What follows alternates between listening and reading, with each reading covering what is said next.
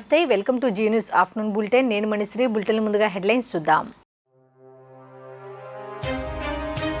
పాత మేనిఫెస్టోలో ఇచ్చిన హామీలు నిలబెట్టుకోలేని వైఎస్ఆర్సీపీ. కొత్త మేనిఫెస్టోను ఎలా నమ్మాలని సీఎం జగన్ను నిలదీసిన ఏపీ కాంగ్రెస్ అధ్యక్షురాలు వైఎస్ షర్మిల.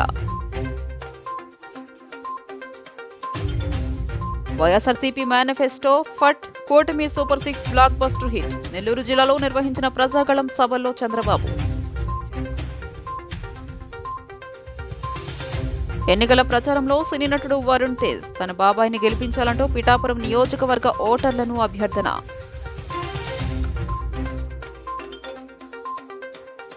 జూన్ 1 హనుమత్ జయంతి నాడు విశ్వ హిందూ పరిషత్ బజరంగ్ దళ ఆధ్వర్యంలో నగరంలో శోభయాత్ర. వైఎస్ఆర్సీపీ మేనిఫెస్టో ఫట్, కూటమి సూపర్ 6 బ్లాక్ బస్టర్ హిట్ అని తెలుగుదేశం అధినేత నారా చంద్రబాబు నాయుడు అన్నారు. కలెక్టరేట్లు, రైతు బజార్లు తాకట్టు పెట్టి అప్పులు తెచ్చిన జగన్ బటన్ నొక్కుడు పేరుతో ప్రజాధనాన్ని లూటీ చేశారని విమర్శించారు. 5 ఏళ్లలో అభివృద్ధి చేయకుండా రాష్ట్ర వినాశకుడిలా మారారని మండిపడ్డారు. వైఎస్ఆర్సీపీ 5 ఏళ్ల పాలనా దోపిడీమయమని తెలుగుదేశం అధినేత చంద్రబాబు విమర్శించారు. నెల్లూరు జిల్లాలో నిర్వహించిన ప్రజాగళం బహిరంగ సభలో పాల్గొన్న ఆయన జగన్ ప్రకటించింది మేనిఫెస్టో కాదని రాజీనామా పత్రమని విమర్శించారు. ఎన్నికలకు ముందే ఓటమిని అంగీకరించి జగన్ ముఖ్యమంత్రి పదవికి రాజీనామా చేసి పారిపోయాడని టీడీపీ అధినేత నారా చంద్రబాబు నాయుడు అన్నారు. Telugu Desam manifesto super 6 super hit అయితే జగన్ ప్రవేశపెట్టిన వైఎస్ఆర్సీపీ మేనిఫెస్టో వెలవెలబోయిందని చంద్రబాబు ఎద్దేవా చేశారు. ప్రజల్లో తిరుగుబాటు ప్రారంభమైందని, ప్రజాస్పందన చూస్తుంటే సైకో జగన్ మే 13 తర్వాత ఇంటికి పోవడం ఖాయమని చంద్రబాబు అన్నారు. వైఎస్ఆర్సీపీ మేనిఫెస్టోలో కొత్త అంశాలు ఏమీ లేవని, ఉద్యోగాల గురించి ఎలాంటి హామీ ఇవ్వలేదన్నారు. బటన్ నొక్కి 10 రూపాయలిచ్చి 1000 రూపాయలు దోచేస్తారని దుయ్యబట్టారు.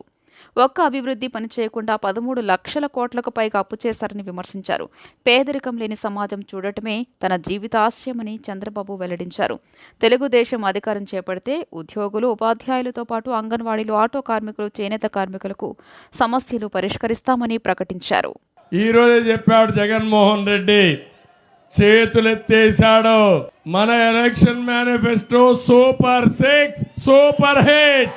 నాకు చేత కాదు, నేను ఏమీ చేయలేను, నా దగ్గర డబ్బులు లేవు అని ఏమన్నాడు? బేల ఏడుపులు ఏడ్చాడా లేదా తమ్ముళ్ళు? నేను అడుగుతున్నా.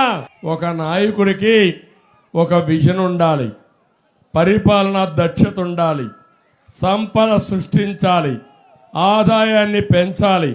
పెంచిన ఆదాయం ఈ పేదవాళ్ళకు పంచితే అది నిరంతరం కొనసాగుతుంది. కానీ ఈ మనిషి చేసిన పని మీరు ఒకసారి చూస్తే 45-75 సంవత్సరాల్లో ఆంధ్ర రాష్ట్రానికి తీరని ద్రోహం చేసిన వ్యక్తి, తెలుగు జాతికే ద్రోహం చేసిన వ్యక్తి ఈ జగన్మోహన్ రెడ్డి అని చెప్పి నేను మీకు తెలియజేస్తున్నా. ఇక్కడ ఉండే వాళ్ళందరూ ఉన్నారు. ఏం తమ్ముళ్ళు ఒక్కడైనా ఆనందంగా ఉండే చెప్పండి, నేను వినాలనుకుంటున్నా. ఏం తమ్ముళ్ళు మీకు ఉద్యోగాలు వచ్చాయని మిమ్మల్ని అడుగుతున్నా. జాబ్ క్యాలెండర్ వచ్చిందా అని మిమ్మల్ని అడుగుతున్నా. డిఎస్సి పెట్టాడా అని మిమ్మల్ని అడుగుతున్నా. పరిశ్రమలు వచ్చాయని నేను మిమ్మల్ని అడుగుతున్నాను. వస్తాయని నమ్మకం ఉందా అని మిమ్మల్ని అడుగుతున్నా. నేను వస్తే జాబు రావాలంటే గంజాయి ఉండాలంటే జగన్ ఉండాలి. అవునా కాదా? ఈరోజు మాట్లాడుతూ నేను ఏమీ చెయ్యలేనని చేతులెత్తేశాడు. మళ్ళా ఇంకో పక్క అంటున్నాడు మీరు ఏం చేశారంటున్నాడు. నేనేం చేశానో చంద్రబాబు అంటే ఒక బ్రాండ్. అవునా కాదా తమ్ముళ్ళు? మిమ్మల్ని అడుగుతున్నా. అభివృద్ధి చేశానా లేదా అని మిమ్మల్ని అడుగుతున్నాను.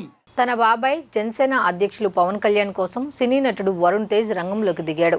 పవన్ కళ్యాణ్ పోటీ చేస్తున్న పిఠాపురం నియోజకవర్గంలో ఎన్నికల ప్రచారం నిర్వహించాడు. జనసేనాని పవన్ కళ్యాణ్కు ప్రజలే కుటుంబ సభ్యులని వరుణ్ అన్నారు. 2019 ఎన్నికల్లో పవన్ విజయం సాధించకపోయినా ఆయన ప్రజలకు మేలు చేస్తూనే ఉన్నారని ప్రస్తావించాడు. ఎన్నికలు గెలిపిస్తే ప్రజలకు పవన్ కళ్యాణ్ మరింత సేవ చేస్తారని హీరో వరుణ్ తేజ్ ఆశాభావం వ్యక్తం చేశాడు. పవన్ కళ్యాణ్ అప్పులు చేసి మరీ కౌలు రైతులకు సాయం చేస్తున్నారని గుర్తు చేశారు. ఎన్డీఏ కూటమి అభ్యర్థులను గెలిపించాలని ఈ సందర్భంగా వరుణ్ తేజ్ కోరారు. గొల్లప్రోలు మండలం తాటిపర్తి, కొడవలి, చందుర్తి గ్రామాల్లో బైక్ ర్యాలీ, రోడ్ షోలో వరుణ్ తేజ్ పాల్గొన్నారు. దుర్గాడలో బహిరంగ సభలో మాట్లాడారు. కాగా అంతకుముందు హైదరాబాద్ నుంచి రాజమండ్రికి విమానంలో చేరుకున్న వరుణ్ తేజ్కి రాజమండ్రి విమానాశ్రయంలో ఘన స్వాగతం లభించింది. తండ్రి నాగబాబు సహా పలువురు నేతలు ఎయిర్పోర్టుకు వెళ్లి ఆహ్వానించారు. మరోవైపు రాజమండ్రి నుంచి పిఠాపురం చేరుకున్న వరుణ్కు అక్కడ కూడా భారీ స్వాగతం లభించింది. జనసేన, టీడీపీ, బీజేపీ నేతలు, కార్యకర్తలు ఘన స్వాగతం పలికారు. మరోవైపు నాగబాబు, వరుణ్ ఇద్దరూ పాదగయ క్షేత్రంలో కుక్కుటేశ్వర స్వామి, దత్తాత్రేయుడు, పురుహూతిక అమ్మవార్లను దర్శించుకున్నారు. ప్రత్యేక పూజలు నిర్వహించారు. ఇలా జనసేన వెనకాల నుంచి పనిచేసిన ప్రతి ఒక్క జనసైనికుడికి నా ధన్యవాదాలు. నేను మీలో ఒక్కడిని కళ్యాణ్ బాబాయ్ కానీ జనసేన కానీ ఎప్పుడు ఏం కావాలన్నా కూడా ఒక చిటికేస్తే మీకు ఉంటాం. అండ్ డెఫినెట్లీ బాగా వెనకాల మేము ఎప్పుడూ ఉంటాం. మీరు చూశారు, అధికారంలో లేకపోయినా మన కౌలు రైతులకి కష్టాలు వస్తే ఏ అధికార పార్టీ రాలేదు, కానీ జనసేన ముందుండి పనిచేసింది. అలాగే మత్స్యకారులకి ఏదైనా ప్రాబ్లం వచ్చినప్పుడు కూడా ఫస్ట్ కళ్యాణ్ బాబాయ్ ఉంచున్నాడు. బాబాకి ఒక్కసారి మీరు అందరూ గెలిపించి అసెంబ్లీకి పంపిస్తే రేపు పొద్దున పిఠాపురాన్ని దేశం మొత్తం చూసే ప్రజలు చేస్తారు. దాంట్లో ఎటువంటి అసలు లేదు. అండ్ మీ అందరికీ రేపు పొద్దున చుట్టుపక్కల ప్రతి గ్రామంలో పిఠాపురం అంటే ఒక రేంజ్ లో ఉండేటట్టు చూస్తారు. అంటే మాకు కూడా మా కుటుంబ సభ్యులకి చిన్నప్పటి నుంచి మేము నెల్లూరులోను, మొగతూరులోను పెట్టి పెరిగిన తర్వాత సినిమా ఇండస్ట్రీ అటు ఇటు తిరుగుతున్నాం. వైఎస్ఆర్ కాంగ్రెస్ పార్టీ పాత మేనిఫెస్టోలో ఇచ్చిన హామీలు నిలబెట్టుకోలేదని, ఇప్పుడు కొత్తదాన్ని ప్రజలు ఎలా నమ్మాలని సీఎం జగన్ను ఏపీ కాంగ్రెస్ అధ్యక్షురాలు వైఎస్ షర్మిల ప్రశ్నించారు. మద్య నిషేధం చేయకపోగా ప్రభుత్వమే విక్రయిస్తోందన్నారు. మెగా డిఎస్సీకి బదులు దగా డిఎస్సీ ఇచ్చారని ఆక్షేపించారు. ఏటా సంక్రాంతికి ఇస్తామన్న జాబ్ క్యాలెండర్ ఏమైందని నిలదీశారు. విశాఖపట్నంలో నిర్వహించిన మీడియా సమావేశంలో ఆమె మాట్లాడారు. అదనపు అడ్వకేట్ జనరల్ పొన్నవోలు సుధాకర్ రెడ్డి ఇటీవల చేసిన వ్యాఖ్యలపైన స్పందించారు. జగన్పై ఆయన స్వామి భక్తిని చాటుకున్నారని ఎద్దేవా చేశారు. ఏఏజీ పొన్నవోలు సుధాకర్ రెడ్డి ఏం మాట్లాడుతున్నారో ఆయనకి అర్థం కావట్లేదు. మహిళ అనే సంస్కారం లేకుండా మాట్లాడుతున్నారు. కాంగ్రెస్ అధ్యక్షురాలినైన నన్ను ఏకవచనంతో సంబోధిస్తున్నారు. నిజానికి అక్రమాస్తుల కేసు ఎఫ్ఐఆర్లో వైఎస్ఆర్ పేరును సీబీఐ చేర్చలేదు. దాని నుంచి బయటపడాలంటే వైఎస్ఆర్ పేరును ఛార్జిషీట్లో చేర్చాలనేది జగన్ ఉద్దేశం. ఆయన ఆదేశాల మేరకే 3 కోర్టుల్లో పొన్నవోలు పిటిషన్లు వేశారు. వైఎస్ఆర్ అంటే గౌరవం అంటూనే ఆయన పేరు చేర్చాలని తిరుగుతారా? 2019 మే 30న జగన్ సీఎంగా పదవి చేపట్టిన 6 రోజుల్లోనే జూన్ 6న పొన్నవోలుకు ఏఏజీ పోస్టు కట్టుబెట్టారు. ఏ సంబంధమూ లేకపోతే ఆయనకు ఏఏజీగా ఎందుకు అవకాశం ఇచ్చారు? తండ్రి పేరును ఛార్జిషీట్లో చేర్చేలా చేసిన వ్యక్తికి పదవి ఎందుకు కట్టబెట్టారు? హడావిడిగా ఆ మేలు చేశారంటే మీకోసం పనిచేసినట్లేగా అని జగన్ను ఉద్దేశించి షర్మిల వ్యాఖ్యానించారు. అయినా సరే, మేము కొట్లాడైనా సరే, బీజేపీ మెడలు వంచైనా సరే ప్రత్యేక హోదా తీసుకొస్తామని చెప్పిన మీరు ఇప్పుడు మళ్ళీ ఇంకొక మేనిఫెస్టో రిలీజ్ చేస్తున్నారు. మరి పోయిన మేనిఫెస్టో కథ ఏమిటి? పోయిన మేనిఫెస్టో మీరు నిలబెట్టుకునే సత్తా మీకు లేకపోతే మరి ఇప్పుడు కొత్త మేనిఫెస్టో నిలబెట్టుకుంటారు అన్న నమ్మకము మీరు ప్రజలకు ఎక్కడిస్తున్నారు? మీరు పోయిన మేనిఫెస్టో నిలబెట్టుకోకపోతే మీ క్రెడిబిలిటీ ఏమిటి? కొత్త మేనిఫెస్టోకి ఉన్న విలువ ఏమిటి? పోలవరం ప్రాజెక్టు ఏమైంది? పోలవరం ప్రాజెక్టు కోసం ఒక్క నిజమైన ఉద్యమం, ప్రత్యేక హోదా అయినా పోలవరం అయినా మీరు చేసింది లేదు. పోనీ అమరావతి అయినా, పోనీ క్యాపిటల్ సిటీస్ అయినా 3 అన్నారు. 3 ఒక్కటైనా కట్టారా? కనీసం ఈరోజు ప్రజలు తలెత్తుకొని చెప్పుకునేటట్టు ఒక క్యాపిటల్ సిటీ కూడా ఆంధ్ర రాష్ట్ర ప్రజలకు లేదు అంటే ఇది అవమానం కాదా? పోయిన మేనిఫెస్టోలో మీరు పెట్టిన అంశాలు పూర్తి మద్యపాన నిషేధం. మరి పూర్తి మద్యపాన నిషేధం మీరు ఎందుకు చేయలేదు? పూర్తి మద్యపాన నిషేధం చేయకపోతే మేము ఎలక్షన్లో కూడా ఓట్లు అడగము మళ్ళీ నెక్స్ట్ టైం వచ్చి అని చెప్పిన మీరు మేనిఫెస్టోలో పెడుతున్నాం మేము అని చెప్పి, మేనిఫెస్టో అంటే మాకు బైబిల్తో సమానము, ఖురాన్తో సమానము, భగవద్గీతతో సమానము అని చెప్పిన మీరు ఈరోజు మేనిఫెస్టోలో మీరు చెప్పిన మాట నిలబెట్టుకోకపోగా ఇప్పుడు మళ్ళీ కొత్త మేనిఫెస్టో రిలీజ్ చేస్తుంటే మరి పాత మేనిఫెస్టోకు మీరు విలువ ఇవ్వకపోతే మీ కొత్త మేనిఫెస్టోకు ప్రజలు ఎందుకు విలువ ఇవ్వాలి అని కాంగ్రెస్ పార్టీ ప్రశ్నిస్తుంది. పూర్తి మద్యపాన నిషేధం అని చెప్పి మద్యపాన నిషేధం చెయ్యకపోగా ప్రపంచంలో ఎక్కడా లేని విధంగా ఎవరూ అమ్మని బ్రాండ్లు మీరు మాత్రమే తయారు చేసి నాసిరకం మందు అమ్మి కల్తీ మందుతో, కల్తీ సారాతో ఈరోజు ఎంతమంది ప్రజలు నష్టపోతున్నారు, వాళ్ళ హెల్త్ ఎఫెక్ట్ అవుతుంది. మన రాష్ట్రంలో 25% మంది ఎక్కువ ఈ మద్యం తాగి లివరు, కిడ్నీలు చెడిపోయి చచ్చిపోతున్నారు. మరి వీటన్నిటికీ ఎవరు సమాధానం చెప్పాలి? పూర్తి మద్యపాన నిషేధం అని చెప్పిన మీరే, మీ సర్కారే ఈరోజు మద్యం అమ్మే స్థాయికి దిగజారింది అంటే మరి మీకైనా మీ మేనిఫెస్టోకైనా ఏమి క్రెడిబిలిటీ ఉంది అని కాంగ్రెస్ పార్టీ ప్రశ్నిస్తుంది. సెంట్రల్ నియోజకవర్గంలో 33వ డివిజన్ అభివృద్ధి కోసం కోట్లాది రూపాయల నిధులను ఖర్చు చేయగా ముఖ్యంగా డివిజన్లో అంతర్గత రహదారుల నిర్మాణం, డ్రింకింగ్ వాటర్, యూజీడీ పనులు, కమ్యూనిటీ హాల్స్ నిర్మాణం వంటి మెరుగైన సౌకర్యాలు కల్పించడంతో పాటు అర్హులైన ప్రతి ఒక్కరికి సంక్షేమ పథకాలు అందజేయడం జరిగిందన్నారు సెంట్రల్ వైఎస్ఆర్ కాంగ్రెస్ పార్టీ అభ్యర్థి వెల్లంపల్లి శ్రీనివాస్. వచ్చే నెల 13న జరగబోయే సార్వత్రిక ఎన్నికలలో విజయవాడ ఎంపీ సీటుతో పాటు సెంట్రల్ నియోజకవర్గంలో వైసీపీ జెండా రెపరెపలాడనున్నట్లు ధీమా వ్యక్తం చేశారు. సెంట్రల్ నియోజకవర్గ వైఎస్ఆర్సీపీ అభ్యర్థి వెల్లంపల్లి శ్రీనివాసరావు, ఎంపీ అభ్యర్థి కేశినేని నాని శనివారం నాడు నియోజకవర్గంలో స్థానిక 33వ డివిజన్ సత్యనారాయణపురం తదితర ప్రాంతాల్లో స్థానిక డివిజన్ కార్పొరేటర్ సర్వాణి మూర్తి మరియు తదితరులతో కలిసి ప్రతి ఇంటికి వెళ్లి జగనన్న హయాంలో చేకూరిన లబ్ధిని వివరిస్తూ కరపత్రం అందజేసి ప్రజలతో మాట్లాడుతూ ఓట్లను అభ్యర్థించారు. ఈ సందర్భంగా వెల్లంపల్లి మాట్లాడుతూ డివిజన్ పర్యటనలో భాగంగా 33వ డివిజన్ పరిధిలో పర్యటించడం జరిగిందన్నారు. వైఎస్ఆర్సీపీ హయాంలో డివిజన్ అభివృద్ధి జరిగిందన్నారు. అందరికీ అన్ని సంక్షేమ పథకాలు అందాయన్నారు. అందరం కలిసి ప్రజల వద్దకు వెళ్లడం జరిగింది. ప్రజలందరూ ఫ్యాన్ గుర్తుకు ఓటు వేస్తామని తెలియజేస్తారని అన్నారు. 33 డివిజన్లో ఎన్నికల ప్రచారానికి రావడం జరిగింది. కార్యక్రమానికి మన పార్లమెంటు సభ్యులు వైఎస్ఆర్సీపీ పార్లమెంట్ అభ్యర్థి గారైన కేశినేని నాని గారు, స్థానిక కార్పొరేటర్ గారు మూర్తి గారు, ఇతర పెద్దలందరూ కూడా రావడం జరిగింది. ప్రతి ఒక్కరి నుంచి కూడా మంచి స్పందన వస్తుంది. ఇదంతా కూడా షాపింగ్ కాంప్లెక్స్, షాపులు, కమర్షియల్ ఏరియా అనమాట. ప్రతి ఒక్కళ్ళు ఒకటే చెప్తున్నారు, జగన్మోహన్ రెడ్డి గారు ముఖ్యమంత్రి అయితేనే మళ్ళీ మాకు అభివృద్ధి జరుగుద్ది, అదేవిధంగా సంక్షేమం కూడా మాకు అందుతుందని చెప్పని. ఈరోజు మేనిఫెస్టో ప్రకటించాక ప్రతి మహిళలు కూడా ఏదైతే చేయూత కావచ్చు అన్ని పథకాలని కూడా జగన్మోహన్ రెడ్డి గారు రెట్టింపు చేసి ప్రతి ఒక్కరికి కూడా అందే విధంగా చేస్తా అని చెప్పని ఈరోజు కనీ విని ఎరగని విధంగా మేనిఫెస్టోని ఈరోజు గౌరవ ముఖ్యమంత్రి గారు ఈరోజు ఆవిష్కరించడం జరిగింది. రానున్న రోజు అంతా కూడా సువర్ణ యుగంలాగా రేపు 24 నుంచి జగన్మోహన్ రెడ్డి గారు ప్రమాణ స్వీకారం చేశాక ప్రతి ఇంటా సంతోషంగా ఉండేట్టుగా ఈరోజు ఈ మేనిఫెస్టోని ప్రకటించడం చాలా ఆనందంగా తెలియదు. కేశినేని నాని మాట్లాడుతూ ప్రజలంతా మంచిగా స్పందిస్తున్నారన్నారు. అందరూ వైఎస్ఆర్సీపీ అభ్యర్థులు గెలిపించడానికి సిద్ధంగా ఉన్నారన్నారు. ఈ కార్యక్రమంలో 33వ డివిజన్ సీనియర్ నాయకులు, వివిధ డివిజన్ల కార్పొరేటర్లు, డివిజన్ పార్టీ నాయకులు, కార్యకర్తలు, అభిమానులు తదితరులు పాల్గొన్నారు. కాబట్టి ఖచ్చితంగా ఇక్కడ ఉన్నటువంటి టీడీపీ అభ్యర్థి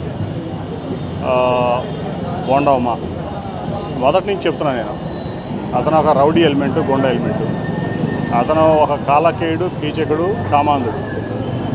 ఈ ప్రాంతానికి అతను 14 నుంచి 19 వరకు అతను ఎమ్మెల్యేగా పనిచేసినప్పుడు ఇక్కడ ప్రజలు చాలా నిరంకుశంగా ప్రజల పట్ల ప్రవర్తించడం కానీ, ఒక రాక్షస ప్రవర్తనతో ఇక్కడ ప్రజల్ని విసిగించడం కానీ చేసిన పరిస్థితి మనం చూసాం.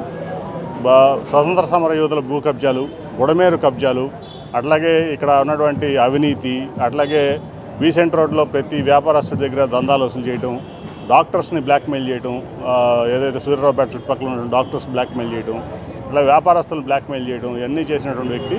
కాబట్టి ఇక్కడ అతన్ని ఓడించడం ఖాయం. అట్లాగే వెల్లంపల్లి శ్రీనివాస్ గారిని గెలిపించుకునే అన్ని వర్గాలు కూడా ఇక్కడ విజయవాడ సెంట్రల్ నియోజకవర్గం ఒక మంచి పాలన, ఒక మంచి నాయకత్వంలో ప్రజలందరికీ అండగా, ప్రజలకి ఏ కష్టం రాకుండా చూసిన వ్యక్తిని ఇవాళ వెల్లంపల్లి శ్రీనివాస్ గారిని ఎన్నుకోవడానికి సిద్ధంగా ఉన్నారు. భారీ మెజార్టీతో మా వెల్లంపల్లి గారు గెలుస్తున్నారు. అట్లాగే రాష్ట్రంలో కూడా 24 తర్వాత ఎలక్షన్ రిజల్ట్ తర్వాత రేపు జూన్ 5వ తారీఖున చంద్రబాబు నాయుడు, అతని కొడుకు లోకేష్ మంగళగిరి పార్టీ హెడ్ ఆఫీస్కి తాళం వేసేసి హైదరాబాద్ వెళ్ళిపోతారు. నాకు తెలిసి ఎలక్షన్ రిజల్ట్ వచ్చిన తర్వాత టీడీపీ బీజేపీలో మధ్య అయిపోతుంది అనడంలో ఎటువంటి సందేహం లేదు. పశ్చిమ నియోజకవర్గంలోని బ్రాహ్మణ సోదరుల సంక్షేమానికి, వారి ఉన్నతికి కట్టుబడి ఉంటానని సుజనా చౌదరి పేర్కొన్నారు. గత టీడీపీ ఎన్డీఏ హయాంలో బ్రాహ్మణ కార్పొరేషన్ ఏర్పాటు చేసి వారి ఆర్థిక అభివృద్ధికి పాటుపడ్డాయన్నారు. పురోహితుల సంక్షేమం కోసం నిరంతరం పాటుపడతానని, నియోజకవర్గ బ్రాహ్మణులందరూ భారీ మెజారిటీతో గెలిపించాలని విజ్ఞప్తి చేశారు. పశ్చిమ నియోజకవర్గంలోని బ్రాహ్మణ సోదరుల సంక్షేమానికి, వారు ఉన్నతికి కట్టుబడి ఉంటానని సుజనా చౌదరి అన్నారు. బ్రాహ్మణ ఐక్యవేదిక కన్వీనర్ కప్పగంతుల శివరామ శర్మ ఆధ్వర్యంలో నిన్న భవానీపురంలో ఆత్మీయ సమావేశం నిర్వహించారు. పశ్చిమ నియోజకవర్గ ఎన్డీఏ కూటమి అభ్యర్థి సుజనా చౌదరి ముఖ్య అతిథిగా హాజరై మాట్లాడుతూ, బ్రాహ్మణుల ఉన్నతికి, వారి ఆర్థిక సంక్షేమానికి నిరంతరం పాటుపడతానని అన్నారు. వైసీపీ 5 ఏళ్ల పాలనలో బ్రాహ్మణ జాతిని నిర్వీర్యం చేసి వారి అభివృద్ధికి ఏమాత్రం సహకరించలేదన్నారు. బ్రాహ్మణుల మీద అనేక దాడులు కూడా జరిగాయని ఆవేదన వ్యక్తం చేశారు. గత టీడీపీ ఎన్డీఏ హయాంలో బ్రాహ్మణ కార్పొరేషన్ ఏర్పాటు చేసి వారి ఆర్థిక అభివృద్ధికి పాటుపడ్డామన్నారు. బ్రాహ్మణులు స్వయం ప్రతిపత్తి సాధించడానికి బ్రాహ్మణ కోఆపరేటివ్ క్రెడిట్ సొసైటీని కూడా టీడీపీ హయాంలోనే స్థాపించారని గుర్తు చేశారు. అర్చకులు, వేద పండితులు, పురోహితుల సంక్షేమం కోసం నిరంతరం పాటుపడతానని నియోజకవర్గ బ్రాహ్మణులందరూ భారీ మెజారిటీతో గెలిపించాలని విజ్ఞప్తి చేశారు. బ్రాహ్మణులకి ఇది పశ్చిమ నియోజకవర్గానికి సంబంధించినదే కాదు, జనరల్గా వాళ్ళకి చిన్న చిన్న సమస్యలు ఉన్నాయి. ఆ సమస్యల మీద దృష్టి పెట్టి ఆ సమస్యలకి సొల్యూషన్ తీసుకురావాలనే విధంగా వాళ్ళు రిక్వెస్ట్ చేశారు. డెఫినెట్గా నా తరపున సాధ్యాసాధ్యాలు అన్నీ బేరీజ్ చేసి ఎలాగైతే చేయగలమో చేసి ప్రయత్న లోపం లేకుండా చేస్తా అని చెప్పాను. పశ్చిమ నియోజకవర్గంలో చాలామంది ఉన్నారు. ఇక్కడ ఉన్న దుర్భర పరిస్థితుల్లో చిన్న చిన్న రోడ్లు, డ్రైనేజ్ ప్రాబ్లము, వాటర్ ప్రాబ్లం ఇవన్నీ ఉన్నాయి. ఈ కామన్ ప్రాబ్లమ్స్ ఇవన్నీ. కానీ బ్రాహ్మణులకి కొంచెం స్పెషల్గా ఫోకస్ చేయాలనే విషయంలో వాళ్ళు స్ట్రెస్ చేయడం జరిగింది. అవి డెఫినెట్గా మేము ప్రభుత్వంలో రాగానే ఆ పని మాత్రం ఒక 100 రోజుల్లో ఇక్కడ మనం మాట్లాడిన ప్రతిదీ కూడా 100 రోజుల్లో మొదలు పెడతామైతే చేస్తాం. కంప్లీట్ చేయడం స్లోగా టైం రైట్. అంటే బ్రాహ్మణులకి ఏ విధంగా హామీ ఇస్తాము గట్టిగా అంటే 100 రోజుల్లో మీరు అనుకున్నారు? అంటే వాళ్ళ ఆల్రెడీ తెలుగుదేశం పార్టీ తరఫున కొన్ని కోరికలు ఉన్నాయి, చిన్న చిన్న కమ్యూనిటీ హాల్. అంటే వాళ్ళు అడిగినవి కూడా కళ్యాణ వేదికలు, కర్మ ఘాట్లు, కర్మల భవన్లు, వేద విద్యాలయాలు ఇవన్నీ కూడా చాలా అవసరం. ఎందుకంటే మన వేదాన్ని రక్షించాలంటే వాళ్ళు ఉంది మనకి బ్రాహ్మలే కాబట్టి డెఫినెట్గా అవి చేసి పెడతాం. విశాఖ రైల్వే జోన్పై ముఖ్యమంత్రి జగన్, మంత్రి బొత్స సత్యనారాయణ అబద్ధాలు, అవాస్తవాలు ప్రచారం చేస్తున్నారని, వారిద్దరికీ రైల్వే జోన్ రావడం ఏమాత్రం ఇష్టం లేదని కూటమి నేతలు ధ్వజమెత్తారు.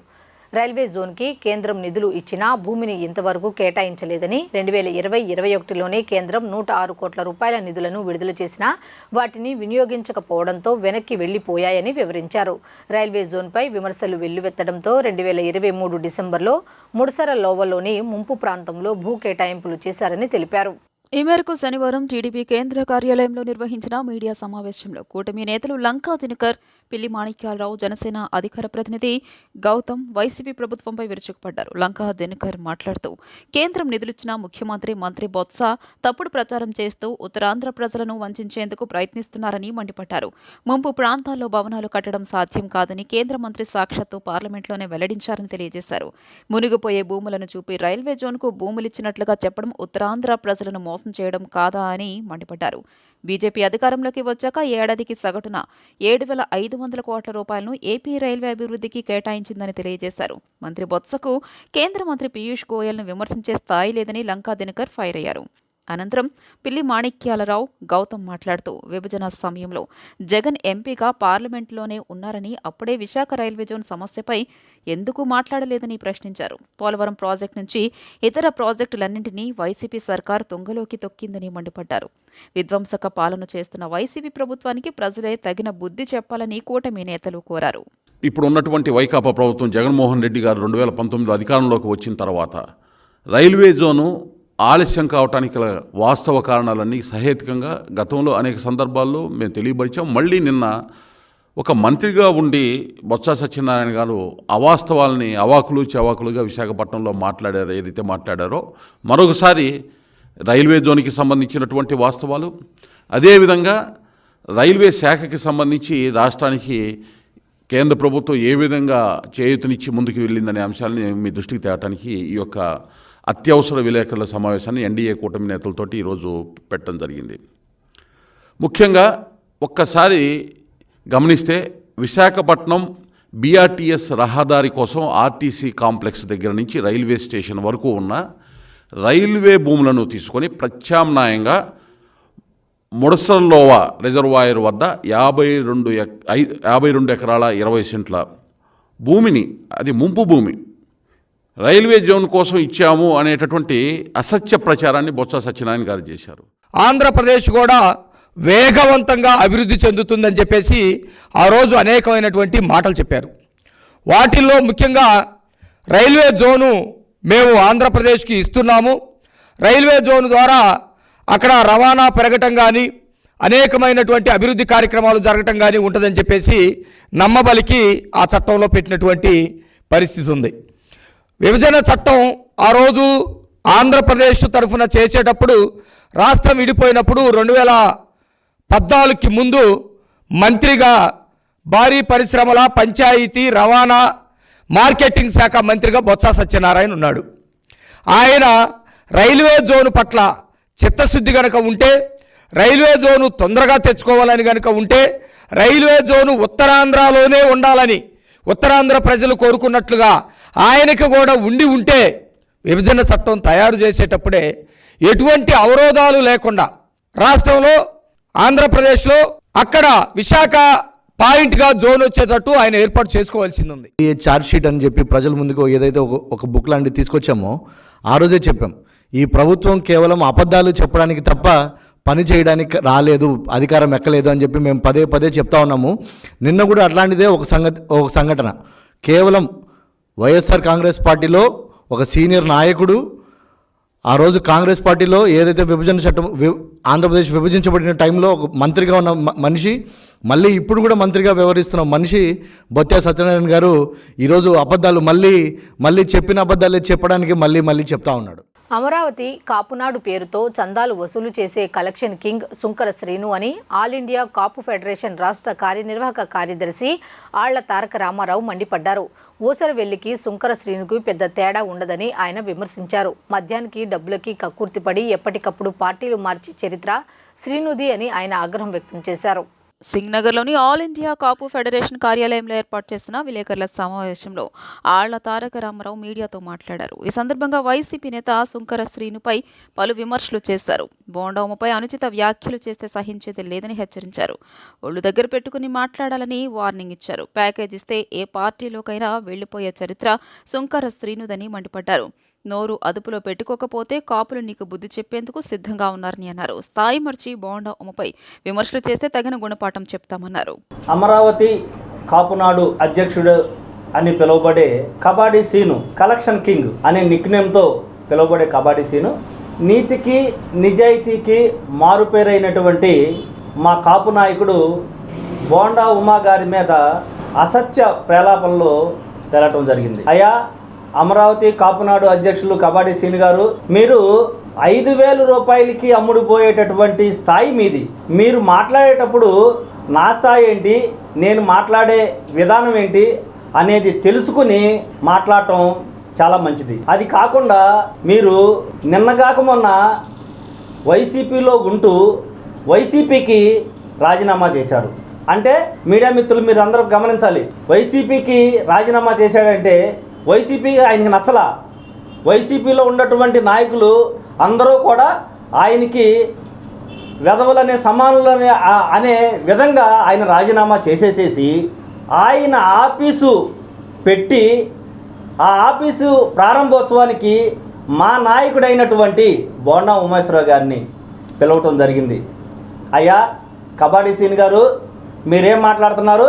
నేను వైట్ పేపర్ అని మాట్లాడుతున్నారు.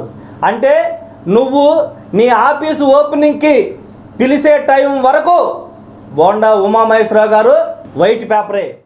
ఎలక్షన్కి కొత్త వాళ్ళు వస్తూ ఉంటారు పాపం. అలాగే మా మిత్రులు కబాడీ సీను గారు కూడా మళ్ళీ ఆయనకి డబ్బులు ఉమాగారి దగ్గర నుంచి అందలేదు అనుకుంటా, వేరే నాయకుల దగ్గర అందినాయి అని పాపం వేరే నాయకుల గురించి మాట్లాడుతున్నారు. ఒకసారి బోండా ఉమా గారి గురించి తెలుసుకొని, మరి బోండా ఉమా గారు ఈ మధ్యకాలంలోనూ బోండా ఉమా గారి కోసం ఆఫీస్ ఓపెనింగ్కి 2-3 గంటలు ఎదురు చూసి, అప్పటికి ఉమాగారు అనేక పనుల్లో ఉన్నా, అన్నా నువ్వు రావాలన్నా నువ్వే మా ఆఫీస్ ఓపెన్ చేయాలని చెప్పి తీసుకెళ్ళి ఆఫీస్ ఓపెన్ చేసిన వ్యక్తి కూడా ఈరోజు ఉమాగారి గురించి మాట్లాడుతున్నారంటే మీరందరూ కాపు సోదరులందరూ మీరందరూ ఆలోచించాలి. అంటే ఇతని గురించి ఏంటంటే కొద్ది పాపం మతి సిమితం లేకుండా నోటికి ఏదో వస్తే అవతల చెప్తే అవన్నీ మాట్లాడటం చేస్తున్నాడు. మరి అందరూ కాపు సోదరులందరూ తెలుసుకోవాల్సింది ఏంటంటే కాపుల్లే బలి చేస్తున్నారు. ఒక మతి స్థిమితం కోల్పోయిన కబాడీ సీన్ అనే వ్యక్తి ఏదో ప్రెస్ మీట్లో చిన్న ప్రేలాపనలు పేలాడు. అయితే అతను 2 మాటలు చెప్పాడు.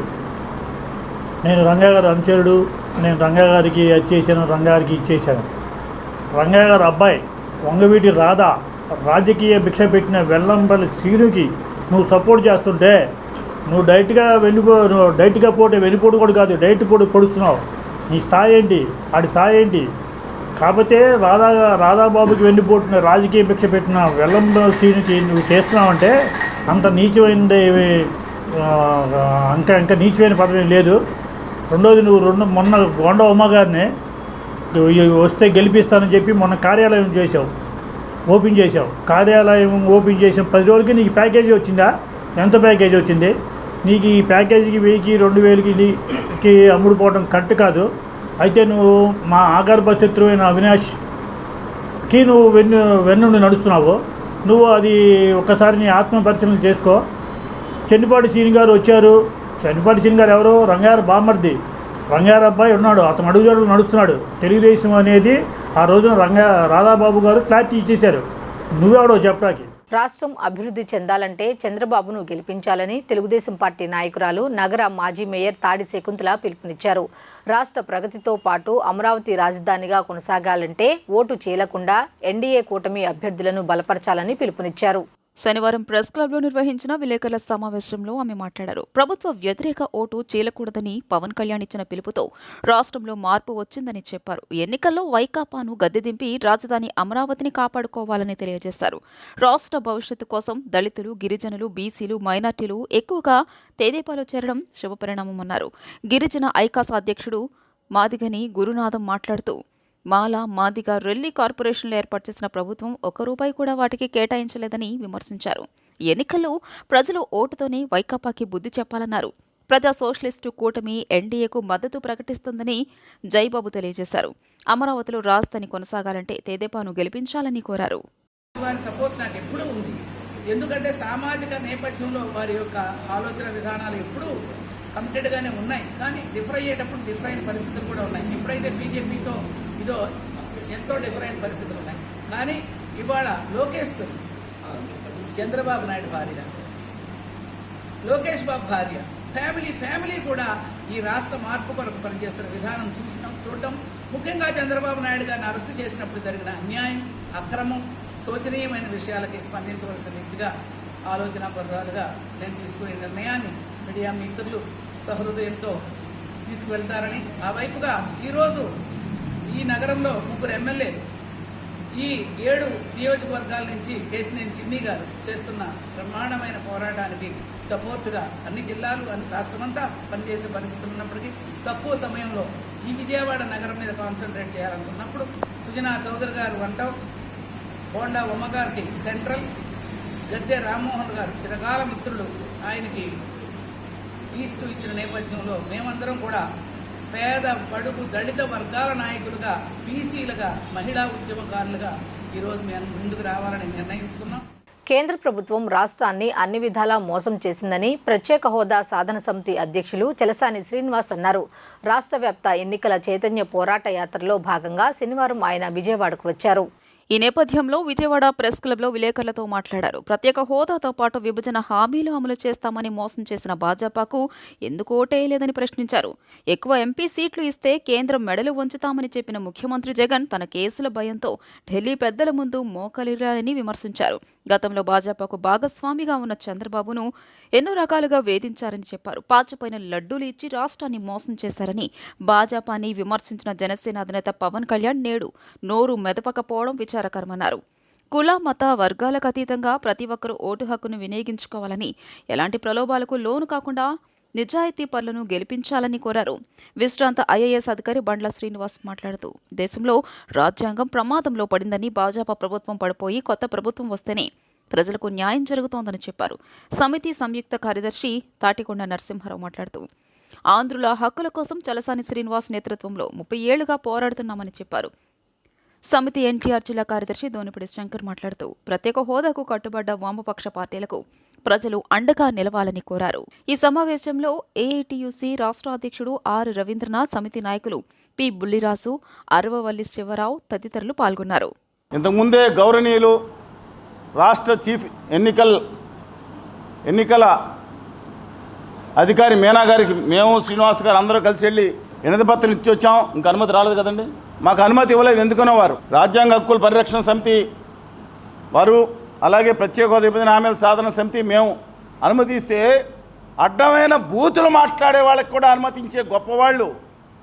ఒక్క మాట అనుచితంగా మేము ఎవరు మాట్లాడేవాళ్ళు, ఉన్నతాధికారులు ఉన్నారు, మంత్రులుగా పనిచేసిన వాళ్ళు ఉన్నారు, ప్రజల కోసం ప్రాణాలను పణంగా పెట్టి తిరిగేవాళ్ళు ఉన్నారు. గౌరవనీయులైన మీనా గారు దయచేసి మీరు 2 రోజుల్లో పరిష్కరిస్తా అన్నారు. మాకు అనుమతి ఎందుకని అనుమతి ఇవ్వలేదో మాకు అక్కర్లేదు, మాకు తెలియట్లేదు. దయచేసి మీరు ఆలోచించుకోండి. కేంద్రంలో ఉత్తర భారతీయ జనతా పార్టీకి అనుకూలంగా మీరు పనిచేయరనే మేము అనుకుంటున్నాం. కానీ ఇక్కడ వ్యవహార శైలి కనబట్టలేదు. Due respects to you. ఏం తప్పు చేసాం మేము? క్రితంసారి ఎన్నికల్లో ద్వివేది గారితో మాట్లాడిన తర్వాత వీటిలన్నిటికీ అనుమతి ఇచ్చి దాదాపు 600 మండలాలకి ఫ్యాక్సులు పంపించారు. అందువల్ల మేము ఒకటి కోరుకుంటున్నాం, ఈ ఎన్నికల ముఖ్య అధికారులందరూ నిష్పక్షపాతంగా పనిచేయాలి. మోడీ గారికి కేంద్రంలోని ఎన్నికల కమిషన్ కాకుండా నిష్పక్షపాతంగా పనిచేయాలని కోరుతున్నాం. దయచేసి విజ్ఞప్తి చేస్తున్నాం వారికి. అలాగే పార్టీలు కూడా విజ్ఞప్తి చేస్తున్నాం. తెలుగు జాతి ఆత్మగౌరవాన్ని తీసుకెళ్లి ఢిల్లీలో ఉన్న గుజరాతీ పాలకుల దగ్గర మీరు తాకట్టు పెట్టేటట్టు కనపడుతున్నారు. హనుమాన్ జయంతిని పురస్కరించుకుని జూన్ 1వ తేదీన విశ్వ హిందూ పరిషత్ విజయవాడ మహానగర్ బజరంగ దళ్ ఆధ్వర్యంలో నగరంలో నిర్వహించనున్న శోభాయాత్రను జయప్రదం చేయాలని శైవ పీఠాధిపతి శివస్వామి విహెచ్పి కేంద్రీయ ఉపాధ్యక్షులు గోకరాజు గంగరాజు కోరారు. శనివారం స్థానిక విహెచ్పి కార్యాలయంలో ఇందుకు సంబంధించిన ఆటో స్టిక్కర్లను వారు ఆవిష్కరించారు. నాయకులు వై రాఘవులు, వి దుర్గాప్రసాద్ తదితరులు ఈ కార్యక్రమంలో పాల్గొన్నారు. అఖండ వైభవపేతంగా హనుమాన్ శోభాయాత్ర బైక్ ర్యాలీని మనం చేసుకుంటూ వస్తున్నాం. ఇది 9వ సంవత్సరం. దివ్యమైన భవ్యమైన బాలరాముడి యొక్క ప్రతిష్ట జరిగిన ఈ సంవత్సర కాలంలో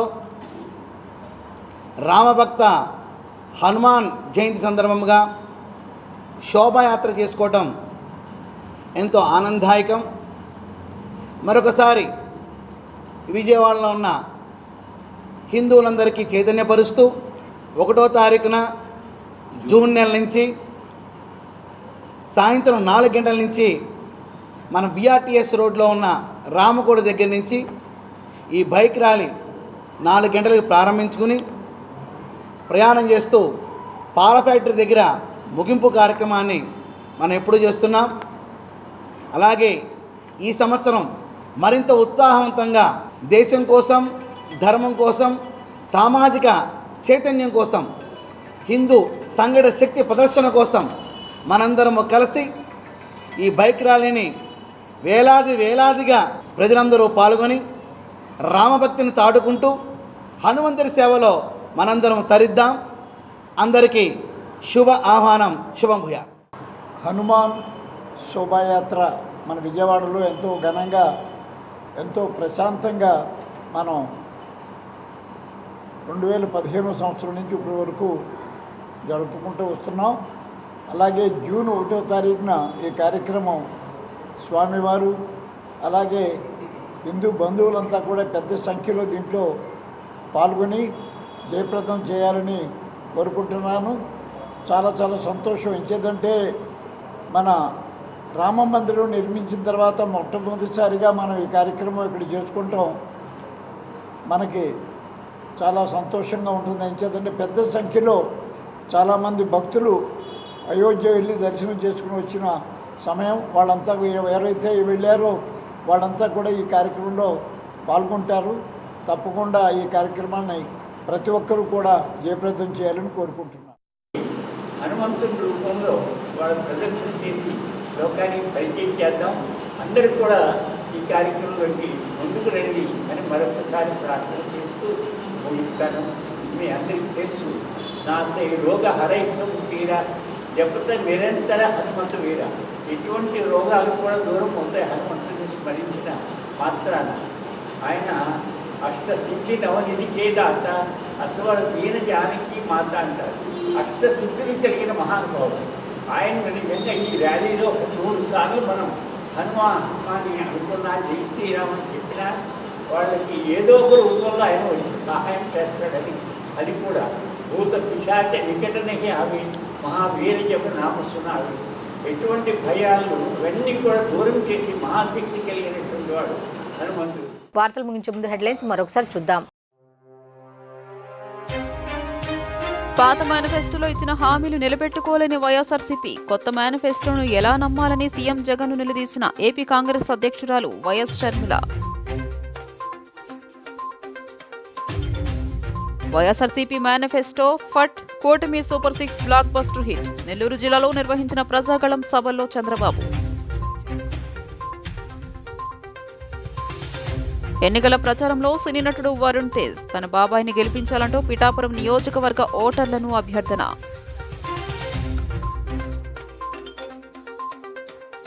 జూన్ 1 హనుమత్ జయంతి నాడు విశ్వ హిందూ పరిషత్ బజరంగ్ దళ ఆధ్వర్యంలో నగరంలో శోభయాత్ర. ఈ వార్తలు ఇంతటితో సమాప్తం. తిరిగి రాత్రి 7:30 బులెటిన్లో కలుద్దాం. అంతవరకు సెలవు. నమస్కారం.